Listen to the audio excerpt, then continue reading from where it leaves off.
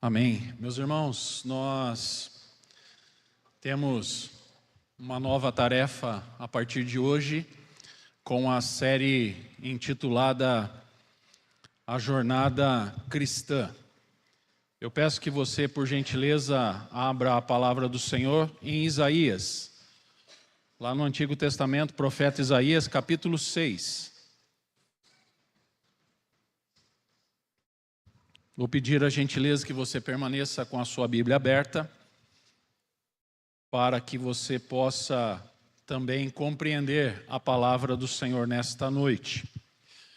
No domingo próximo passado, nós encerramos a série Novos Começos. E como um novo começo na nossa vida, a gente precisa de um direcionamento, de um lugar para ir, de um lugar para entender o propósito do Senhor. E quando estava orando, o Senhor me deu justamente esse título, A Jornada Cristã. Hoje, com o tema, o chamado de Deus. Eu gostaria muito que você prestasse atenção, porque realmente tem a ver comigo e com você. Eu vou falar do profeta Isaías, mas não só como aconteceu a ele, há muito tempo atrás, há mais de 2000 anos atrás, nós temos que entender que a palavra é para mim e para você nos dias de hoje. Por isso, eu só vou ler um versículo, mas eu vou passar pelos pontos nos outros versículos. E o versículo que eu quero ler é o versículo de número 8. Isaías, capítulo 6, versículo 8. E ele diz assim, Isaías 6, 8. Depois disto, ouvi a voz do Senhor que dizia, a quem enviarei? E quem há de ir por nós? Disse eu, eis-me aqui, envia-me a mim. Pai, em nome de Jesus, nós acabamos de ler a Tua palavra. Amado Espírito Santo, precisamos do Senhor para transmitir e receber esta verdade. Fala de uma maneira muito especial aos nossos corações. E que saiamos daqui, ó Deus, aptos para colocar em prática tudo na nossa vida. Oramos agradecidos em Cristo Jesus. Amém. Meus irmãos, no ano da morte do rei Uzias, se você olhar aí o primeiro versículo do capítulo 6, o profeta Isaías está contando uma história do que está acontecendo com a nação de Israel. Lembrando que todos os profetas do Antigo Testamento foram levantados por Deus para anunciar algo de Deus para o seu povo. E Isaías não é diferente. O problema é que nesta época Israel estava vivendo crises. E eu vou falar algumas crises e eu gostaria que você situasse algum lugar no tempo e no espaço. A primeira crise que Israel estava vivendo era a crise política. Justamente porque o rei Uzias, ele era muito amado e muito estimado. Porém, por conta da sua vida pecaminosa e por sua falta de obediência, ele morre. Por isso, no primeiro versículo, o ano da morte do rei Uzias. E ele morre de lepra, algo que na época não tinha cura. Ele foi um rei que trouxe benefícios, sim, para a nação lá de Judá. Porém, ele não cumpriu de acordo. Trouxe prosperidade financeira, trouxe segurança contra os inimigos de Judá. E uma referência disso está lá em 2 Crônicas 26. A segunda crise que o povo estava atravessando era, além da política, a social. Justamente porque nos dias do profeta Isaías, havia uma exploração dos mais ricos pelos mais pobres. Conseguiram se situar no tempo e no espaço em algum lugar? Justamente, eles ainda dessa exploração dos ricos para com os pobres, havia muitos homicídios. Havia muito injustiça. Na onde? Nos tribunais. Olha que coincidência. Havia violência, havia perseguição. Conseguiu? Não precisa falar aonde. E a terceira, não vou falar as outras, mas pelo menos 3, uma crise espiritual, política, social e espiritual. Porque Israel estava se afastando cada vez mais de Deus, trocando o Senhor por ídolos. E eu aqui não estou mencionando, os nossos irmãos católicos, não estou batendo neles, não, de forma alguma. Porque eu e você podemos ter ídolos. Ídolos pregadores, ídolos cantores, ídolos de tantas outras naturalidades. Não precisa ser ídolo em formato de qualquer coisa. Eu posso fazer da minha igreja o meu ídolo, o meu instrumento musical o meu ídolo, a minha voz, o meu dom de tocar o meu ídolo, porque eu sou melhor do que você, porque eu tenho um microfone na mão. Entendem? Então Israel estava se afastando do Senhor, estava vivendo como naquela época de Sodoma e Gomorra. E nós conhecemos bem a história, porque o Senhor manda fogo do céu. Antes ele levanta para avisar aquele povoado: olha, se você se arrepender e ir embora comigo, nada vai acontecer com você. Mas ninguém se arrepende. E justamente por não se arrepender, o Senhor manda fogo do céu para consumir Sodoma e Gomorra. Então, meu irmão e minha irmã, numa época como essa, marcada por crises políticas, sociais, espirituais, vamos acrescentar financeiras, familiares, é que Deus separa um homem, o profeta Isaías. E como ele separou Isaías para ser a boca de Deus naquela nação, o porta-voz do Senhor naquela nação, ele pode fazer isso comigo e com você nesta noite, em nome de Jesus. Só vai acontecer se você permitir o Senhor fazer morada na sua vida, fazer morada no seu coração e na sua mente, fazer uma mudança radical na sua vida. Por isso, o Senhor nos chama nesta noite para anunciar as suas boas novas. E aqui eu já quero ir direto ao ponto, justamente porque quando o Senhor nos chama, o chamado de Deus, que é o título, em primeiro lugar nós temos a visão do Senhor. Dos versículos 1 ao versículo 5, você vai poder olhar justamente o que Isaías viu depois que ele citou: no ano da morte do rei Uzias, eu vi o Senhor assentado sobre um alto e sublime trono. A visão que os profetas tinham, que os homens e mulheres de Deus tinham, era algo muito especial, dado por Deus. Como eu já falei algumas vezes para vocês aqui e para aqueles que estão nos acompanhando, todas as vezes que eu estou tomando meu banho e fazendo a minha barba para vir para o culto, o Senhor fala comigo: faça isso, faça assim, faça dessa forma. E eu só obedeço. Porque se eu e você não obedecermos à voz do nosso amado, o que nós estamos fazendo aqui? Então perceba, o Senhor está tratando comigo em primeiro lugar, mas com você e com aqueles que estão nos assistindo. A visão então é algo sobrenatural, aonde, ele também enxerga as abas de suas vestes enchiam um templo. Serafins estavam por cima dele, cada um tinha 6 asas, com 2 cobria o rosto, com 2 cobria os seus pés e com 2 voava. E clamavam uns para os outros, dizendo: Santo, Santo, Santo é o Senhor dos exércitos. Justamente aqui, meu irmão e minha irmã, esse adjetivo santo reflete a santidade e a autoridade do Senhor. A terra inteira é vista repleta da glória de Deus. Mas perceba, o povo está perecendo.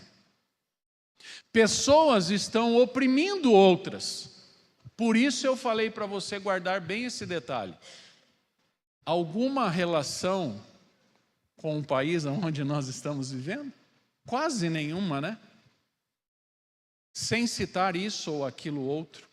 Mas a palavra de Deus sempre vai nos mostrar, meu irmão e minha irmã, tudo o que eu e você estamos vivendo. Tudo o que eu e você estamos passando. Tudo o que eu e você ainda iremos passar. Porque tudo estará belo e formoso quando nós entrarmos na presença do nosso Deus. Com as nossas vestes e com os nossos corpos totalmente transformados. E ele continua: as bases do limiar se moveram à voz do que clamava, e a casa se encheu de fumaça. Então disse eu: ai de mim, estou perdido, porque sou homem de lábios impuros e habito no meio de um povo de impuros lábios. E os meus olhos viram o Rei, o Senhor dos Exércitos. Eu não sei quantos aqui desejam ver o Senhor nesta noite. Ele não vai se materializar aqui e vai se mostrar, não. Porque Deus é Deus. Mas Ele me dá e te dá uma oportunidade de enxergarmos com os olhos da fé esse Deus no seu alto e sublime trono.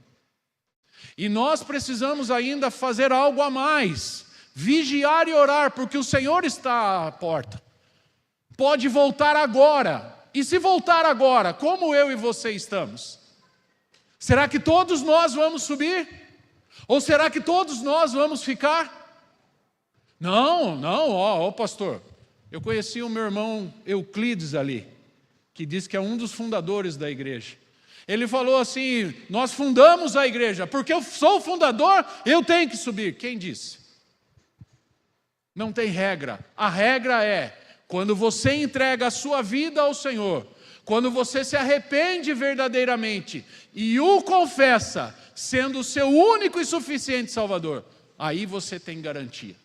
Como eu gosto de citar, o reverendo Hernandes Dias Lopes diz assim: aqueles que morrerem em Cristo e com Cristo já estão na glória, mas os que morrerem sem Cristo já estão condenados.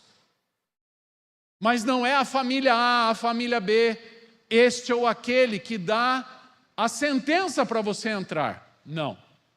A famosa carteirada. Sabe quando alguém dá uma carteirada em você? Você sabe com quem você está falando? Tipo assim, né? Sabe de quem eu sou filho? Do Elon Musk. Vocês gostaram dessa, né? Até eu, que sou bobo, queria ser filho dele. Irmãos, perceba, eu chamo a sua atenção um pouco para que você entenda que não é quem você é, mas é quem Deus é.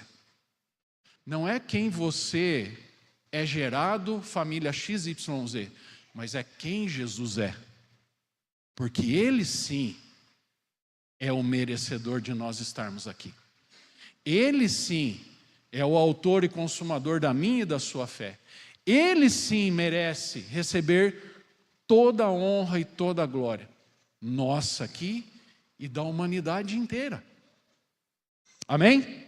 Em segundo lugar, nós vimos então a visão, né, do Senhor, e em segundo lugar nós temos aqui a resposta ao chamado. Então um dos serafins, versículo 6, voou para mim trazendo na mão uma brasa viva que tirara do altar com uma tenaz. Com a brasa tocou a minha boca e disse: eis que ela tocou os teus lábios, e a tua iniquidade foi tirada e perdoado o teu pecado. Depois disto, ouvi a voz do Senhor que dizia: a quem enviarei? E quem há de ir por nós? Disse eu: eis-me aqui, envia-me a mim. Será que você, nesta noite, você vai responder ao chamado do Senhor? Eis-me aqui, envia-me a mim? Eu não consigo tocar nada, já falei aqui para uma galera. Malemar eu canto, Às vezes dou uma desafinada, coitado do Esdras. Mas o que eu e você fizermos, nós devemos fazer bem. Você não precisa abraçar o mundo, não. Faça uma coisa só, mas faça bem. Faça para o Senhor, não para mostrar para homem algum. Você não precisa disso. Não é isso que Deus quer de mim e de você. Por isso, Isaías testemunha a santidade do Senhor. E ele diz que esses serafins tiraram do altar uma brasa que tocou a sua boca e o purificou, remetendo justamente ao sacrifício vicário de Cristo. Quando ele nasce numa família muito simples, mas ele é o escolhido para salvar a todos quantos o buscarem. Desculpa se você sempre acreditou que todos serão salvos. Desculpa quebrar essa fantasia da sua cabeça. Todos quantos o buscarem serão salvos. Por isso que eu cito o ladrão da cruz. O ladrão da cruz não tinha conhecimento. Um se arrepende naquele momento e fala: lembra-te de mim quando entrares no teu reino. Mas o outro só tira onda, só blasfema. E nós sabemos o que aconteceu. O Senhor Jesus vira para um deles e fala: hoje mesmo estarás comigo no paraíso. Justamente isso, meu irmão e minha irmã, deveria mexer com você. Porque você deveria ser esse: Senhor, lembra-te de mim quando o Senhor voltar. Quando o Senhor voltar buscar a tua noiva e me levar para entrar na morada celeste. O ato de purificação, então, meus irmãos, é uma restauração pessoal. E eu espero, em nome de Jesus, que vidas aqui sejam restauradas para a honra e glória do Senhor. Que vidas nesta noite sejam capacitadas, em nome de Jesus, para a honra e glória dele mesmo.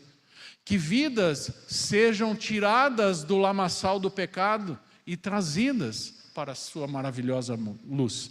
Para aqueles que estavam mortos, tenham vida e vida em abundância. E que sigam, mesmo em meio às dificuldades e às crises políticas, sociais, financeiras, espirituais, familiares ou qualquer outra de outra ordem. Mas que você permaneça firme, para que você também possa falar. Quando o Senhor perguntar: quem eu vou enviar? Senhor, eis-me aqui, envia-me a mim. De repente você só estava esperando uma palavra como essa para tomar uma decisão. E que em nome de Jesus essa seja a palavra para você e você tome uma decisão. E que você vire a chave, mude a sua forma de agir, pensar e falar. Se portar, se colocar na sociedade. Porque você e eu somos canais de bênção, meus irmãos. Nós devemos refletir a glória do Senhor amanhã, a hora que a gente entrar e bater o nosso ponto, lá no nosso trabalho. Lá na nossa... Já voltaram as aulas, né? Já, né? Na nossa escola, na nossa faculdade. O que a gente for fazer amanhã, nós devemos refletir a glória do Senhor. Muitas vezes eu e você não vamos precisar abrir a nossa boca, mas só o fato de estarmos naquele lugar vai ser o que basta. Vidas vão perguntar: poxa, eu olho para você, você tem algo diferente. São meus cabelos. Eu fiz alguma coisa. Não, não é nada disso, é Jesus. É Jesus. Por isso, a graça e a misericórdia do Senhor nos alcançou. Quando? Quando Ele morreu na cruz. E a mesa está aqui. Para fazer eu e você lembrarmos, sempre, que nós não somos nada, mas Ele é tudo na nossa vida. Terceiro e último ponto. O terceiro ponto. Nós precisamos de uma vida de obediência. Se eu e você não obedecermos à voz do nosso Senhor, nós não vamos caminhar. Continuando do 8 ao 10, o Senhor vai dizer o seguinte, né? Depois disto, ouvi a voz do Senhor que dizia: a quem enviarei? E a quem há de ir por nós? Disse eu: eis-me aqui, envia-me a mim. Então disse ele: vai e diz a este povo: ouvi, ouvi, e não entendais. Vede, vede, mas não percebais. Torna insensível o coração deste povo. Endurece-lhe os ouvidos e fecha-lhe os olhos, para que não venha ele a ver com os olhos, e ouvir com os ouvidos, e a entender com o coração, e se converta, e seja salvo. Quando um pai ou uma mãe ensina a criança desde pequeno a obedecer, a se portar, essa criança vai levar para a vida dela, até na fase adulta, o que ela deve fazer. Como ela deve falar, como ela deve se portar, como ela deve agir. Obediência. Nunca sai da nossa mente e do nosso coração. Por isso, nós precisamos entender que uma vida de obediência é sim uma vida de ouvir a voz do chamado do Senhor. E se eu e você estamos aqui, e aqueles que estão nos acompanhando estão atentos à voz do Senhor, com certeza essas pessoas virão. Mas não porque, olharam, ouviram, mas porque eles foram convertidos. A grande questão aqui, meu irmão e minha irmã, é quando nós julgamos o nosso semelhante. Muitas vezes as coisas fogem do nosso controle. Por isso os profetas foram colocados, para que eles pudessem anunciar ao povo de Deus o que Deus estava falando com eles. Então, essa mensagem é uma mensagem desafiadora para os nossos dias, porque sabemos e cremos e entendemos que as coisas não estão fáceis. Antigamente você ia no supermercado ou na feira livre, eu fui conhecer ontem a feira aqui atrás, justamente para entender como é um pouco a cidade. Quando as donas de casa vinham com sacolas e carrinhos abarrotados da feira. Hoje, malemar se traz 2 sacolinhas, e olhe lá. Nós estamos vivendo dias difíceis. Por isso precisamos ter mais intimidade com o Senhor. Por isso precisamos compreender mais o que nós viemos fazer neste lugar. E por fim, encerro aqui do versículo 11 ao versículo 13 sobre o último ponto, o futuro de Israel. Então disse eu: até quando, Senhor? Ele respondeu: até que sejam desoladas as cidades, e fiquem sem habitantes, as casas fiquem sem moradores, e a terra seja toda assolada. E o Senhor afaste dela os homens, e no meio da terra seja grande o desamparo. Mas, se ainda ficar a 10ª parte dela, tornará a ser destruída, como o terebinto e como o carvalho, dos quais depois de derribados ainda fica o toco. Assim, a santa semente é o seu toco. Meus irmãos, Deus realmente está pronto a enviar o seu Filho de volta à terra. Porque há tantos absurdos, há tanta coisa errada, há tanta coisa ruim acontecendo, não só no Brasil, mas no planeta Terra, que está faltando muito pouco para que Ele mande o seu Filho voltar e buscar a sua noiva. Então, eu e você precisamos de restauração urgente. Nós precisamos de conserto urgente. Por isso eu disse que hoje é uma grande oportunidade de você estar aqui ou nos acompanhando aí no seu lar. Ou a hora que você escutar essa mensagem. Para que você possa ter compreensão de que o pecado tem consequência, o juízo de Deus. Ai daqueles que não se arrependerem a tempo. Ai daqueles que ficarem pensando, nós comíamos cebola, nós comíamos melão, lá no Egito, mas a gente era escravo. Hoje eu e você temos liberdade, a porta está aberta. Entra quem quer, fica quem quiser. Essa é a diferença. Porque a gente prega não coisas da minha cabeça, mas da palavra do Senhor.